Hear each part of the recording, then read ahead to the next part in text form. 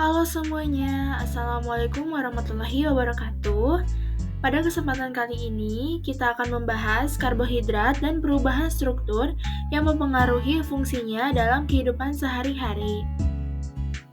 Sebelum itu, perkenalkan terlebih dahulu kami dari kelompok 1 yang beranggota 4 orang, yaitu Agni Dewita, Siti Nur Aisyah, Viola Maharani, dan yang terakhir, Saiful Anang Najah.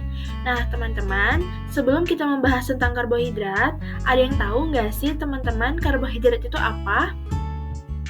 Nah, teman-teman, karbohidrat itu adalah senyawa organik. Artinya, senyawa yang tersusun dari unsur karbon. Karbohidrat ini tersusun dari 3 unsur utama, yaitu karbon, hidrogen, dan oksigen. Yang kedua, berfungsi sebagai sumber energi utama bagi makhluk hidup. Nah, karbohidrat umumnya dihasilkan oleh tumbuhan melalui fotosintesis. Dalam tubuh, karbohidrat diubah menjadi glukosa untuk energi. Nah, contoh karbohidrat bisa kita temui dengan mudah dalam kehidupan sehari-hari.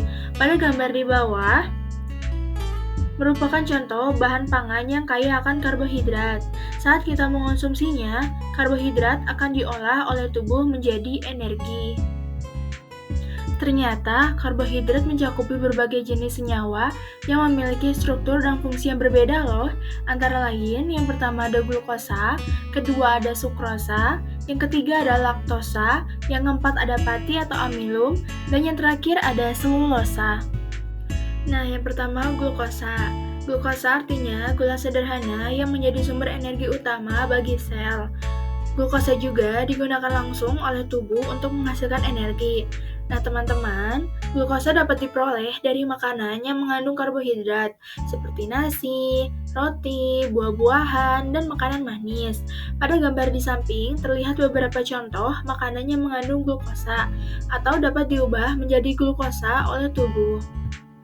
Nah, di sini ada gambar struktur dari glukosa. Nah, rumus molekulnya C6H12O6, termaksud monosakarida atau aldoheksosa yang memiliki gugus aldehid min CHO dan banyak gugus min OH. Struktur siklik. Nah, pada gambar di sini itu bernama alpha-D-glukopiranosa. Di sini ada aplikasi karbohidrat dalam kehidupan sehari-hari. Nah, teman-teman, selain di bidang pangan, karbohidrat juga memiliki peran penting dalam bidang kesehatan dan tubuh manusia. Salah satu perannya adalah pengaturan gula darah, karena glukosa merupakan bentuk karbohidrat utama yang beredar di dalam darah. Yang kedua, glukosa juga digunakan dalam cairan infus, terutama infus glukosa, yang berfungsi sebagai sumber energi bagi pasien yang tidak dapat mengonsumsi makanan secara langsung. Yang ketiga, di tingkat sel, karbohidrat berperan sebagai bahan utama dalam proses metabolisme sel. Glukosa akan diuraikan melalui proses metabolisme untuk menghasilkan energi yang tidak dibutuhkan oleh sel.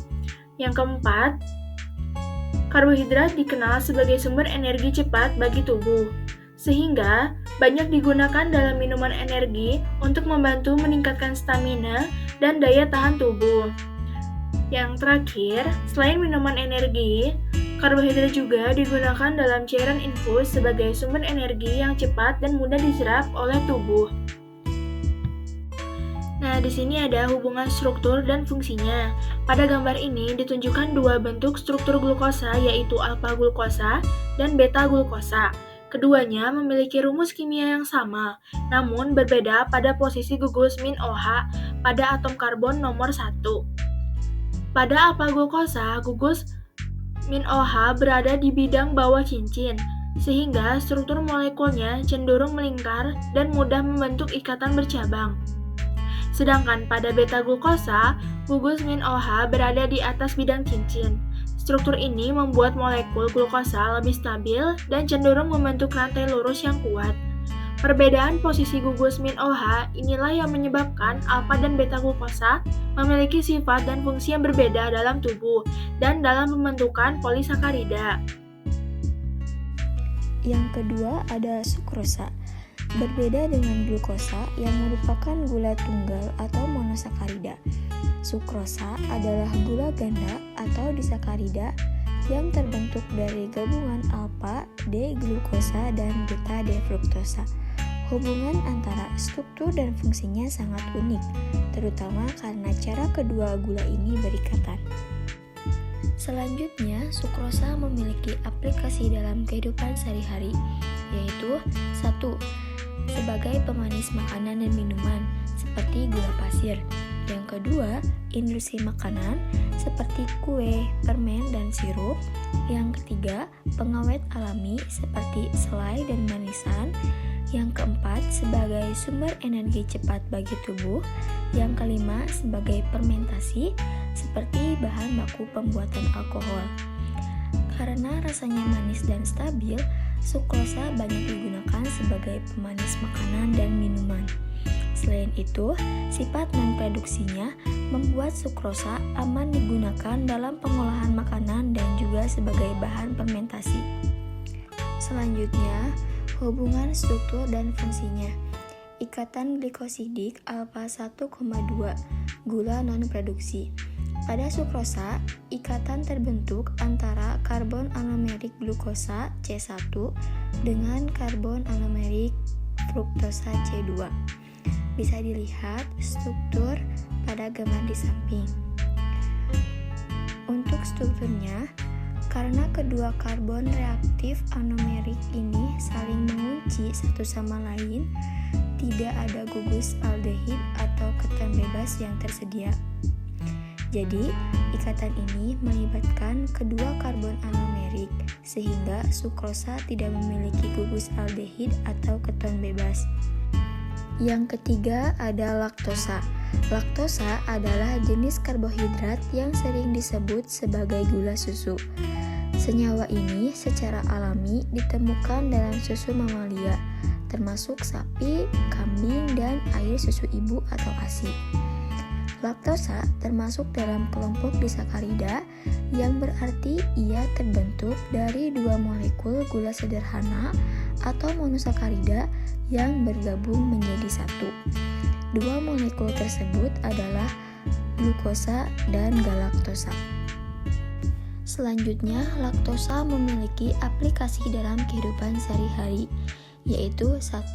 Sebagai susu dan produk olahan susu untuk sumber energi alami seperti susu, yogurt, dan keju. Yang kedua, sebagai industri farmasi untuk bahan pengisi piller tablet dan kapsul. Yang ketiga, sebagai susu formula bayi untuk mendukung pertumbuhan dan perkembangan. Yang keempat, sebagai fermentasi yogurt dan keju untuk makanan bagi bakteri baik. Dan yang kelima, sebagai industri pangan untuk memberi rasa manis yang ringan. Selanjutnya, laktosa memiliki hubungan struktur dan fungsinya. Laktosa adalah disakarida yang terdiri dari glukosa dan galaktosa yang dihubungkan oleh ikatan beta 1,4 glikosidik. Untuk strukturnya bisa dilihat pada gambar di samping. Hubungannya, karena strukturnya berupa gula gana yang cukup besar, laktosa tidak bisa langsung diserap oleh usus. Ia harus dipecah oleh enzim laktase. Fungsinya, sifat ini memberikan indeks glikemik yang rendah.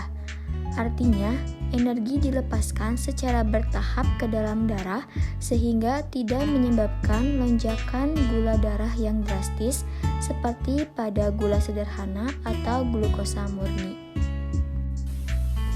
Nah, teman-teman, selanjutnya ada pati atau amilum.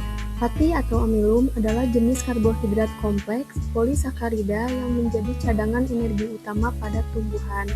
Bagi manusia, pati merupakan sumber energi paling penting dalam pola makan sehari-hari. Struktur kimia dalam pati yaitu ada amilosa dan juga amilopektin. Pati tidak terdiri sendiri sebagai satu molekul tunggal, melainkan campuran dari dua jenis polimer glukosa.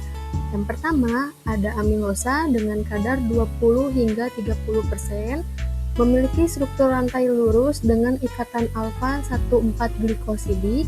Karena bentuknya yang lurus dan rapat, amilosa cenderung lebih sulit larut dalam air dan lebih lambat dicerna. Yang kedua ada amilopektin dengan kadar 70 hingga 80%, memiliki struktur bercabang dengan ikatan alfa 14 pada rantai utama dan ikatan alfa 16 pada titik percabangan. Struktur yang terbuka dan bercabang ini membuatnya lebih mudah diakses oleh enzim pencernaan. Nah, teman-teman, berikut ada struktur kimia yang terdapat dalam pati, yaitu amilosa yang di bagian atas, lalu ada amilopektin yang di bagian bawah. Nah, teman-teman, beberapa contoh aplikasi pati atau amilum dalam kehidupan sehari-hari, yaitu pertama sebagai sumber energi makanan, terdapat pada nasi, roti, kentang, dan juga singkong. Kedua, sebagai pengental makanan, untuk sup, saus, bubur, dan juga puding.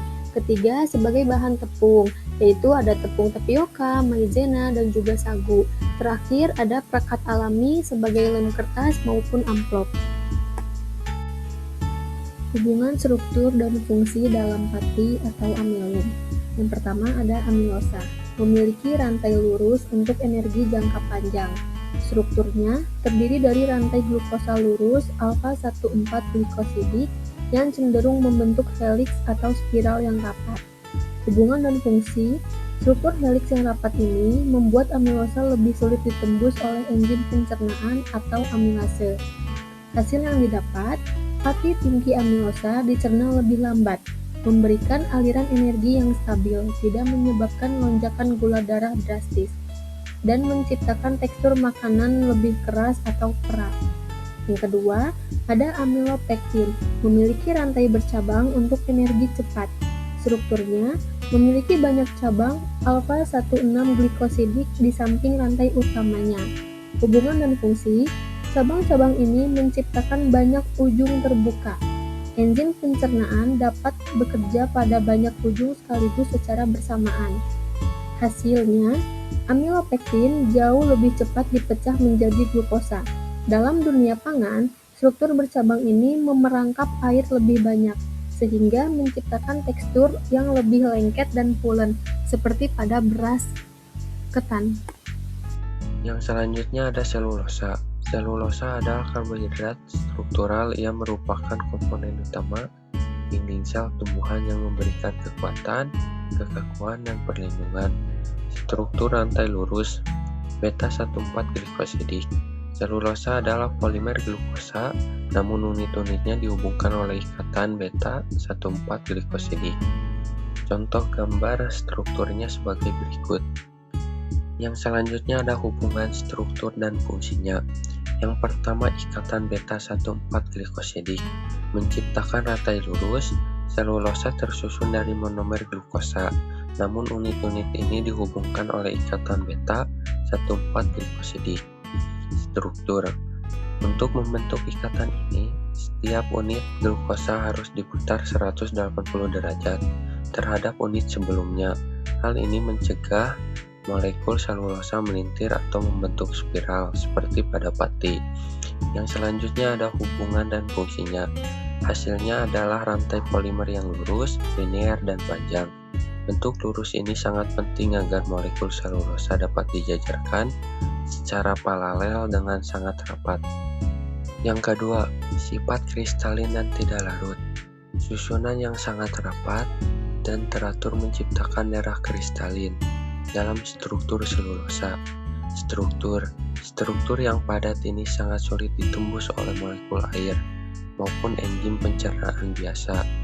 Ada juga hubungan dan fungsinya. Selulosa menjadi sangat stabil secara kimiawi dan tidak larut dalam air. Fungsi ini memastikan bahwa dinding sel tumbuhan tidak akan melunak atau larut saat terkena hujan atau lingkungan yang lembab. Yang selanjutnya ada beberapa aplikasi dalam kehidupan sehari-hari.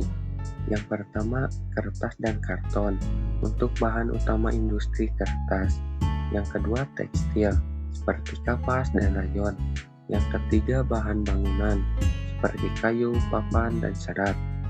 Yang keempat, makanan atau serat pangan untuk membantu pencernaan.